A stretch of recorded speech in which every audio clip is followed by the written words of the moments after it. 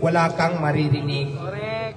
na hindi maganda sa kanila. So, di ba? Unless dun sa isa tumulong na tayo dun sa iba, tapos may marinig pa tayo na hindi maganda. So, ngayon naisip namin talaga na magkaroon kami ng programang piso para sa mga aso. Kaya lahat po ng branches ng Diwata Paris Overload ay may makikita kayo na ganitong bags. Ang naipon dyan guys ay ibibigay natin para sa mga aso. Ayan! Dahil ready na ba kayo?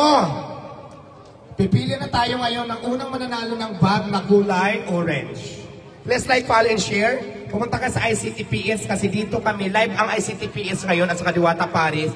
Dito kami pipili sa ICT yung mabibigyan natin ng bag. So, alright.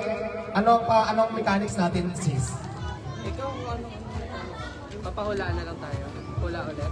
Hula ulit or pipili ka na lang yung mga nagko-comment. Pwede rin naman. Anong natin? Kailangan may sure band sila para at least sila ang mananalo. Okay, para sa mga top fan.